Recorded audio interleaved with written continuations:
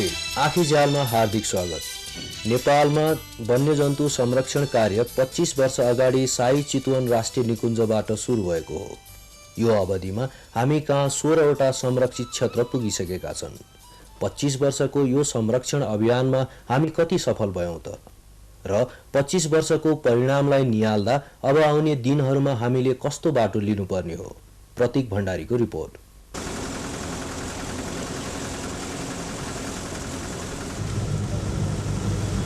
25 वर्ष अघि सरकारले सेनाको कडा घेराभित्र सुरु गरेको संरक्षण कार्य अहिले स्थानीय जनताको हातमा पुगेको छ। महेन्द्र मृग कुञ्जबाट सुरु भएको संरक्षण कार्य पछि साई चितवन राष्ट्रिय निकुञ्जमा फेरियो। अहिले नेपालका तराईमा 5वटा र पहाडमा 10वटा गरी 15वटा संरक्षण क्षेत्र स्थापना भइसकेको छ। गएको वर्ष कञ्चनजङ्घालाई श्री 5 को सरकारले संरक्षण क्षेत्र घोषणा गर्यो। मनासलु क्षेत्रलाई पनि संरक्षण क्षेत्र बनाउने तयारी सुरु भएको छ। कञ्चनजङ्घाकै हामीले कुरा गर्ने हो भने कञ्चनजङ्घा हाम्रो पट्टि नेपालभित्र कञ्चनजङ्घा संरक्षण क्षेत्र भनेर गत वर्ष सरकारले घोषणा पनि गर्यो र पारिपट्टि भारतमा त्यहाँ कञ्चनजङ्घा राष्ट्रिय निकुञ्ज नै छ भनेपछि दुई देशमा त्यो अहिले संरक्षित क्षेत्र भइसक्यो र त्यसै गरी तिब्बतमा पनि संरक्षणको काम त भइरहेको छ र त्यसलाई हामीले अझै अगाडि लैजान सक्यौं भने र कञ्चनजङ्घा क्षेत्र यो 3वटा देशको संयुक्त संरक्षण क्षेत्र हुनेछ जुन कि विश्वमै एउटा नमुना हुनेछ। त्यस्तो खालको कार्यक्रमलाई नेपालले अगुवाई गर्नुपर्छ भन्ने हाम्रो धारणा छ। 25 वर्षको अवधिमा नेपाल संसारमै वन्यजन्तु संरक्षणका क्षेत्रमा विख्यात भएको छ। 2029 सालमा चितवन राष्ट्रिय निकुञ्जको स्थापना भएपछि त्यसै बेला संरक्षणका नियम कानुनहरू पनि बने। बाघ र गैंडाको संरक्षण गर्ने उद्देश्यले चितवनमा राष्ट्रिय निकुञ्जको स्थापना गर्दा धेरै नेपालीले त्यसको अर्थ बुझ्न सकेका थिएनन्। बरु जङ्गलबाट प्रत्यक्ष रूपमा लाभ उठाइरहेका स्थानीय जनताहरू रुष्ट भएका थिए, किनभने निकुञ्ज घोषणा भएपछि वन सम्पदाको निर्वाध उपयोगमा रोक लाग्यो। तर संरक्षणको काम सुरु गर्न त्यति सजिलो भने भएन। त्यो बेला चाहिँ धेरै नै कठिन परिस्थिति थियो। ट्रान्सपोर्टेसनको व्यवस्था थिएन। अब यो अहिलेको जस्तो चाहिँ यो चाहिँ टेलिकम्युनिकेसनको चाहिँ प्रबन्ध थिएन। चाहिँ इन्फर्मेसनहरू नै चाहिँ आदान प्रदान गर्न पनि बहुतै गाह्रो र त्यो बहुत कठिन परिस्थिति थियो त्यो बेलामा। र स्थानीय व्यक्तिहरू चाहिँ को धारणा के थियो भनेदेखि यी टाइममा चाहिँ आफ्नो जागिर पचाउनलाई चाहिँ कर्मचारीहरू आउँछन् र हामीलाई चाहिँ अनागमा दुःख दिन्छन्। यहाँ चाहिँ गाई चराउनु हुँदैन भनेर रोक्छन् त, यता काठ काट्नु हुँदैन भनेर रोक्छन् त, यिनीहरूलाई चाहिँ लगार्नु पर्छ भनेर चाहिँ होहल्ला गरेर चाहिँ चारैतर्फबाट तर्साउने धम्काउने पनि गर्थे। त्यो बेलाका मान्यहरू चाहिँ पनि यो तपाईहरु के गर्नुहुन्छ, यो हुँदैन यस्तोको भनेर हामीलाई चाहिँ हप्काउने धप्काउने नि गर्नुहुन्थ्यो।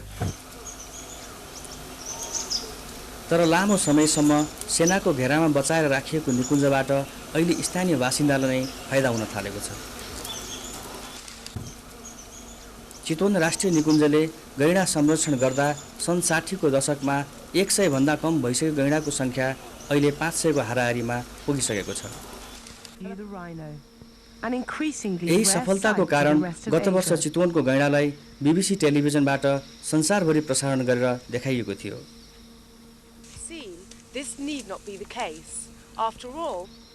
चितवनमा फस्टाउँदै गएको पर्यटन व्यवसाय पनि त्यही गैंडा संरक्षणले गर्दा नै हो, किनभने संसारभरिका मानिस त्यहाँ गैंडा हेर्न पुग्छन्। साई चितवन राष्ट्रिय निकुञ्ज युनेस्को विश्व सम्पदा सूचीमा परेको छ। विश्व सम्पदा सूचीमा रहेको नेपालको अर्को संरक्षण क्षेत्र सगरमाथा राष्ट्रिय निकुञ्ज हो। यो वर्षदेखि नेपालको 17% भूभाग संरक्षित क्षेत्र भएको छ। यी सबै संरक्षण क्षेत्रहरू फरक फरक उद्देश्यबाट स्थापना गरिएका छन्। चितवन बाघ र गैंडाका लागि, कोशी टप्पु अर्नाका लागि, पर्सा हात्तीका लागि, बर्दिया बाघ र हात्तीका लागि, शुक्लाफाँटा बाह्रसिङेका लागि, रारा सगरमाथा र सेफोक्सुन्डो कस्तुरी हिमचितुवा संरक्षणका लागि स्थापना गरिएका हुन्। ढोरपाटन चाहिँ शिकारका लागि संरक्षण गरिएको हो। केही संरक्षण क्षेत्र भने पूर्णतः स्थानीय जनताका लागि स्थापना गरिएको छ। यस्ता संरक्षण क्षेत्रमा अन्नपूर्ण र मकालु बरुण संरक्षण क्षेत्र पर्दछन्। यी संरक्षण क्षेत्रको संरक्षण र व्यवस्थापन स्थानीय जनताको सहयोगबाट गरिएको छ। कुनै विशिष्ट वन्यजन्तुका लागि स्थापना गरिएका राष्ट्रिय निकुञ्ज वा संरक्षण क्षेत्रमा अन्य वन्यजन्तुहरूको पनि संरक्षण र वंशवृद्धि गर्ने कार्य भइरहेको छ। चितवनको घडियाल संरक्षण परियोजना यस्तै खालको कार्यक्रम हो। यस परियोजना अन्तर्गत संरक्षण गर्न थालेपछि दुर्लभ प्राणी घडियालको सङ्ख्यामा वृद्धि भएको छ।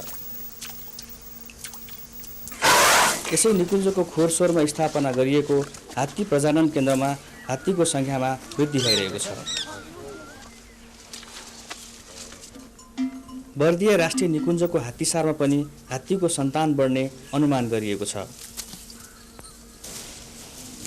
हात्तीसारहरूमा बढेको घरेलु हात्तीसँगै बर्दियाको जङ्गलमा जङ्गली हात्तीको सङ्ख्यामा पनि वृद्धि भएको छ। बर्दिया राष्ट्रिय निकुञ्जको बबई उपत्यकामा गत वर्षदेखि एकै ठाउँ 40वटा जङ्गली हात्ती स्थायी रूपमा बसोबास गर्न थालेका छन्। यो संरक्षणको कार्य सजिलै भएको भने होइन। हरेक वर्ष निकुञ्जभित्रको वन्यजन्तुहरू गाउँलेका खेतबारीमा छिर्छन् अनि बाली नाली नाश गरेर जङ्गलमा फर्कन्छन्। गाउँघरमा पसेर वन्यजन्तुले स्थानीय बासिन्दालाई आक्रमण गरेर घाइते बनाएको छ। कतिको त ज्यान पनि गएको छ। यो रिस उनीहरू निकुञ्जको वन्यजन्तु मारेर पोख्छन्।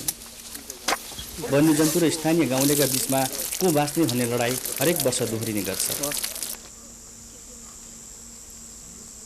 स्थानीय बासिन्दाका लागि दैनिक घाँस बाँसको जोहो मिलाउन निकुञ्जभित्र नछिरी नहुने, निकुञ्जभित्र पसेपछि वन्यजन्तु र सेनाले पनि नछाड्ने, वन्यजन्तु र गाउँले बीचको यो अघोषित युद्ध तत्कालै टुङ्गिने छाटकाट पनि छैन। यसो हुँदा स्थानीय बासिन्दाको वरिपरि बसेर संरक्षणको काम गर्नुपर्ने निकुञ्जका अधिकारीहरूको दिन संरक्षणको काममा भन्दा स्थानीय बासिन्दाको पछाडि कुद्दैमा बित्थ्यो। अझ पहाडका संरक्षण क्षेत्रमा त निकुञ्जभित्र पनि मानिसहरू बसोबास गर्छन्। कडा चाहिँ चारैतर्फबाट घेरा गरेर संरक्षण गर्ने किसिमको चाहिँ धारणाहरू रहेछ र त्यो हुँदाखेरि के भनेदेखि घाँस समेत पनि काट्न नपाउने जनताले। अब काठदाउराको त कुरै नै भएन। त्यसोमा अनि त्यहाँका स्थानीय व्यक्तिहरू साह्रै चाहिँ राष्ट्रिय निकुञ्जपट्टि नकारात्मक भावनाले हेर्दथे। तर लामो अनुभवपछि सरकारका संरक्षण अधिकारीहरूले स्थानीय बासिन्दाको सक्रिय सहभागिता बिना संरक्षणको काम दिगो नहुने कुरा बुझे। अहिले निकुञ्जहरूमा स्थानीय बासिन्दालाई कसरी संरक्षण कार्यमा सक्रिय पार्ने भनेर विभिन्न कार्यक्रम सञ्चालन गरिएको छ। उनीहरूको फाइदाका लागि मध्यवर्ती क्षेत्रको कार्यक्रम सुरु गरिएको छ। यो कार्यक्रममा निकुञ्ज र स्थानीय बासिन्दा मिलेर त्यो क्षेत्रको संरक्षण गर्छन् र त्यसबाट प्राप्त हुने आम्दानी र स्रोत स्थानीय बासिन्दाले उपभोग गर्न पाउँछन्। जनतामुखी किसिमको संरक्षण कार्यक्रमहरूलाई चाहिँ हामीले अझ बढावा दिँदै जान्छौँ, अझ यसलाई चाहिँ एकदम राम्रो बनाउँदै लान्छौँ। जस्तै भनौँ अहिले हाम्रो 3टा मध्यवर्ती क्षेत्र र 3वटा संरक्षण क्षेत्रहरू छन् भने सायद मलाई जहाँ लाग्छ भविष्यमा यो संरक्षण क्षेत्रहरू र मध्यवर्ती क्षेत्रहरूको सङ्ख्यामा एकदमै वृद्धि हुन्छ। निकुञ्जको आम्दानीको 30देखि 50% निकुञ्ज वरिपरिकै स्थानीय विकासमा खर्च गर्ने नीति लागू भएपछि केही आशा भने जागेको छ। तर आम्दानीको स्रोत एकदमै कम भएको निकुञ्जहरूमा के गर्ने भन्ने कुरामा त्यो नीति मौन छ। त्यसैले निकुञ्जबाट स्थानीय बासिन्दाले जति फाइदा पाउनुपर्ने हो त्यति फाइदा उनीहरूले पाउन सकेका छैनन्। नेपालको निकुञ्जहरूको सबैभन्दा ठुलो समस्या चोरी शिकार हो।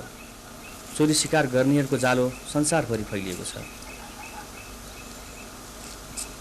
यहाँको निकुञ्जहरूमा पनि यस्तो चोरी शिकारीहरूको बिगबिगी छ। उनीहरू पहिलाभन्दा झन्झन बलियो हुँदै गइरहेका छन्। साथै उनीहरूको शिकार गर्ने तरिका पनि आधुनिक बन्दैछ। गत केही वर्षदेखि निकुञ्जहरूमा वन्यजन्तुको चोरी शिकार नियन्त्रण समूह गठन गरिएको छ, तर गस्ती टोलीका सदस्यहरू आधुनिक उपकरणले सम्पन्न छैनन्। उनीहरू एउटा लौरो र खुकुरीको भरमा जङ्गलमा गस्ती गर्छन्। उनीहरू हरेक बिहान निस्किँदा राति सकुशल फर्कने कुरामा विश्वस्त छैनन्। थोरै तलब र दुई जोर लत्ता कपडा त्यही उनीहरूको सुविधा हो। आफूपछि परिवारको के हुन्छ कसैले व्यवस्था गरेको छैन। हेरिदिने निकाय पनि कुनै छैन। जस्तै यही अहिले एन्टी पोचिङ युनिटकै कुरा गरौँ, यो श्रीमान सरकारको बजेटबाट आएको कार्यक्रम होइन। यो हामीले त्यस्तै हामीसँग चासो राख्ने दात्री संस्था, साना साना दात्री संस्थालाई अनुरोध गरेको भरमा आएको कार्यक्रमहरू। सरकारले यो समूह गठन भए यता चोरी शिकार निकै कम भएको दाबी गरेको छ। हरेक वर्ष बढ्दै गएको संरक्षण क्षेत्रसितै सरकारको जिम्मेवारी र दायित्व पनि थपिँदैछ। तर सरकार यसका लागि चाहिने आवश्यक जनशक्ति जुटाउने तयारीमा अहिलेसम्म लागेको छैन। उपलब्ध जनशक्तिले अहिले कुनै निकुञ्जका सम्पूर्ण गतिविधिलाई हेर्न भ्याएका छैनन्। नेपालले संरक्षणको 25 वर्ष पार गर्दा पनि स्वदेशी वन्यजन्तु विज्ञहरू भने जस्तो तयार पार्न सकेको छैन। बरु भएका केही वन्यजन्तु विशेषज्ञहरू पनि विदेशतिर पलायन हुन थालेका छन् अनि सरकारको उनीहरूमाथिको लगानी बालुवामा पानी हाले जस्तै भएको छ। यसको मुख्य कारण संरक्षण कार्यमा संलग्न सरकारी निकायहरू विदेशमुखी हुनु नै हो। यहाँ हरेक वन्यजन्तुको अध्ययन अनुसन्धान गर्न विदेशी नभए काम हुँदैन। केही महिना अघि नेपालको संरक्षण कार्यमा थप योगदान पुर्याउने उद्देश्यले जैविक विविधता सम्बन्धी कार्ययोजना तयार भएको छ, तर त्यसलाई कसरी कार्यान्वयनमा ल्याउने भन्ने कुरामा भने अहिलेसम्म ठोस सोचाइ बन्न सकेको छैन। नेपालले गरेको संरक्षण कार्य नेपाल र नेपालीको हितमा हुनुपर्छ। यस्तो संरक्षण योजना नेपालकै प्राथमिकतासित मिल्न सक्नुपर्छ। यसलाई दातामुखी र विदेशमुखी बनाइयो भने हाम्रो संरक्षण कार्यले हामीलाई फाइदा हुने छैन।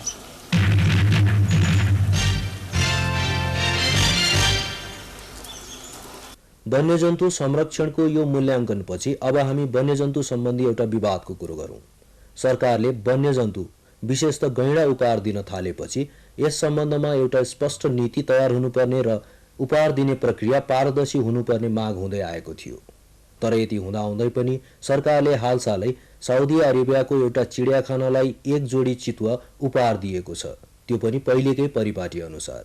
यो उपहार कसरी दियो त? मङ्गलमान साक्य र प्रतीक भण्डारीको रिपोर्ट।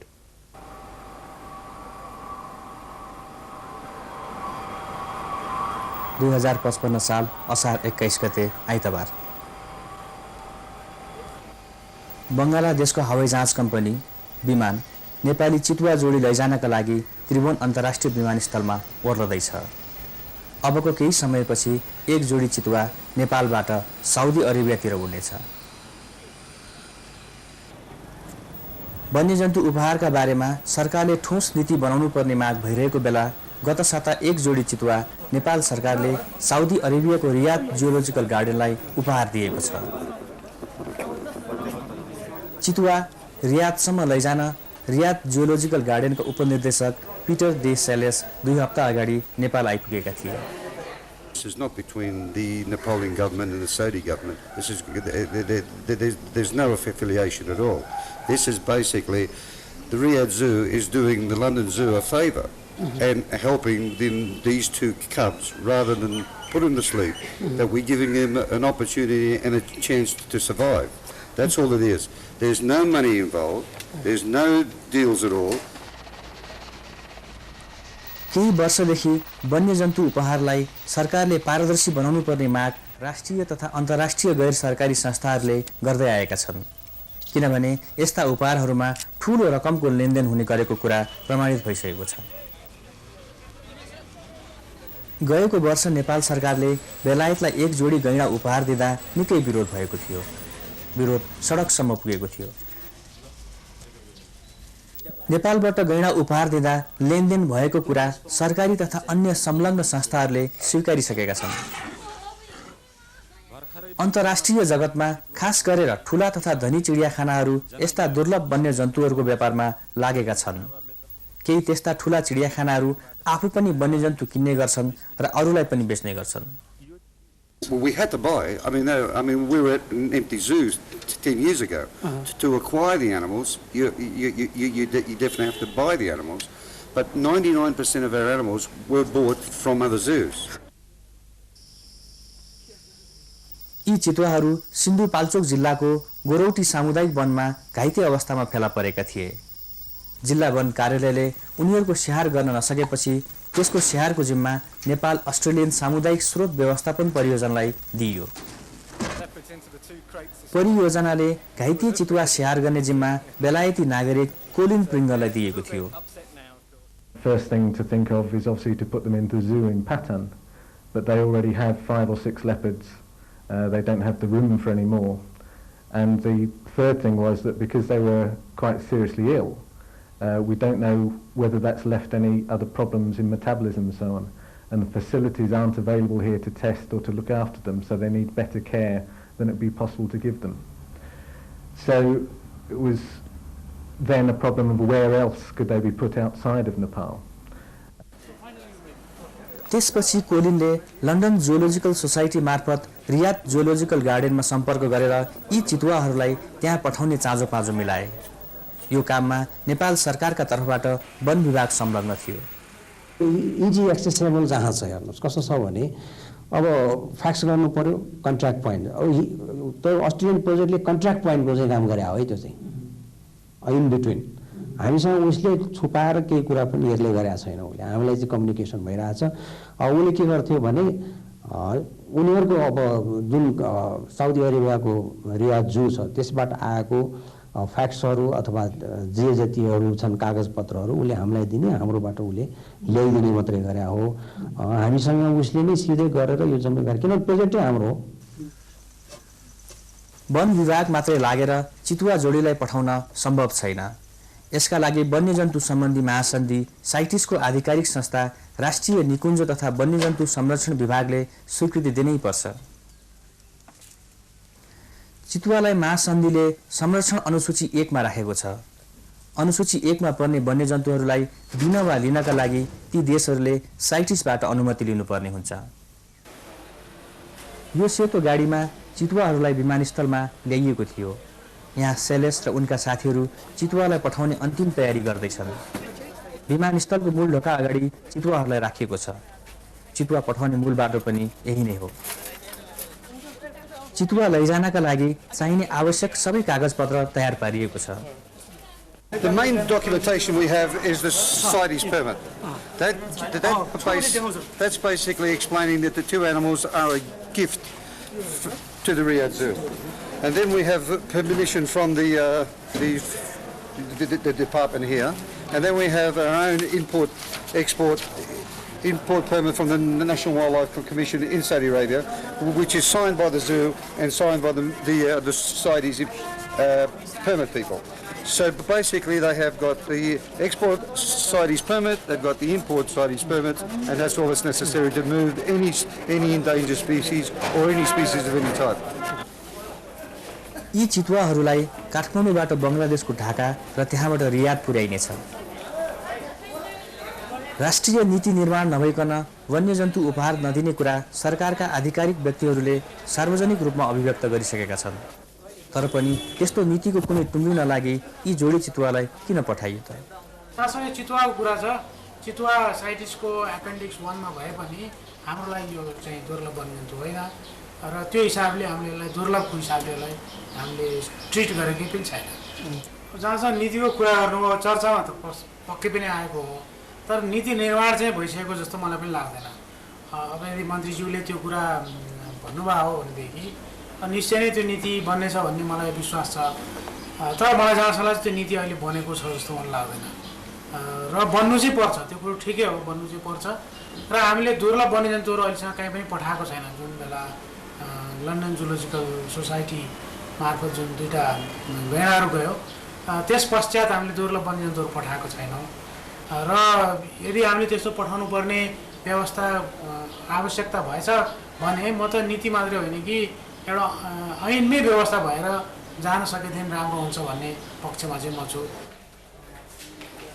जब वन्यजन्तु उपहार स्वरूप विदेशिन लाग्छ, विभिन्न सङ्घ संस्थाहरूले विरोधमा आवाज उठाउँछन्। सरकारले अब उपरान्त एउटा राष्ट्रिय नीति निर्माण नगरी उपहार नदिने सङ्कल्प पनि गर्छ, तर अर्को पटक फेरि वन्यजन्तु उपहार दिइन्छ।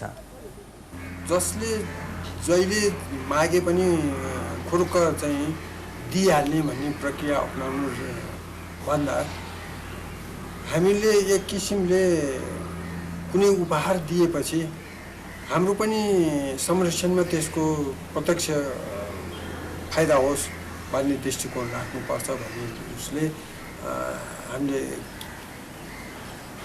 बार्गेन भनौँ अथवा चाहिँ छलफल गरेर तपाईँहरूलाई हामीले यो दिन्छौँ भने हामीलाई चाहिँ यस्तो किसिमको प्रोजेक्टमा यो ठाउँमा यस्तो किसिमको जनावरहरू संरक्षण गर्नलाई सहयोग गरिदिनुहोस् भनेर हामीले भन्न सक्नुपर्छ।